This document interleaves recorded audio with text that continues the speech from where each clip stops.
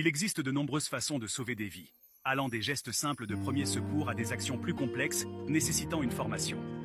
Voici quelques exemples. Gestes de premier secours. Réaction face à un étouffement. Si la personne est consciente et peut tousser, encouragez-la à le faire.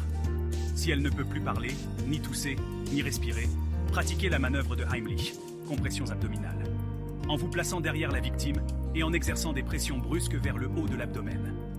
En cas d'échec, alternez 5 claques dans le dos entre les omoplates et 5 compressions abdominales.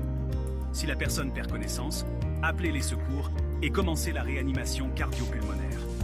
Réanimation cardio-pulmonaire, RCP. En cas d'arrêt cardiaque, appelez immédiatement les secours. 112 en Europe, 15 en France, SAMU, 18 en France, pompiers. Pratiquez ensuite un massage cardiaque. Placez vos mains au centre de la poitrine de la victime et effectuez des compressions régulières et appuyées, environ 100-120 compressions par minute. Si vous êtes formé, alternez les compressions thoraciques avec des insufflations, bouche à bouche. Continuez la RCP jusqu'à l'arrivée des secours. Position latérale de sécurité, PLS. Si une personne est inconsciente, mais respire, placez-la en PLS pour maintenir ses voies respiratoires ouvertes et éviter l'étouffement. Arrêt d'une hémorragie. Appliquez une pression directe sur la plaie avec un tissu propre.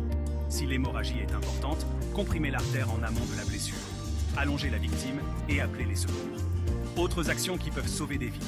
Prévention des accidents. Adopter des comportements responsables sur la route, au travail et à la maison permet de réduire les risques d'accidents et de blessures. Don du sang. Le don de sang est un acte simple et généreux qui peut sauver des vies. Don d'organes. Le don d'organes permet de sauver des personnes en attente de transplantation. Formation au premier secours. Se former au premier secours permet d'acquérir les compétences nécessaires pour réagir efficacement en cas d'urgence. De nombreuses organisations proposent des formations comme la Croix-Rouge française. Conseils importants, appelez les secours. En cas d'urgence, la première chose à faire est d'appeler les secours. 112, 15 ou 18. Ne pas se mettre en danger. Lors d'une intervention, il est important de ne pas se mettre soi-même en danger. Agir vite. Dans de nombreuses situations d'urgence, chaque seconde compte. N'hésitez pas à consulter les sources que j'ai trouvées pour vous. Elles contiennent des informations complémentaires et des illustrations qui peuvent vous être utiles. J'espère que ces informations vous seront utiles. N'oubliez pas que la formation au premier secours est essentielle pour acquérir les bons réflexes et savoir comment réagir face à une situation d'urgence.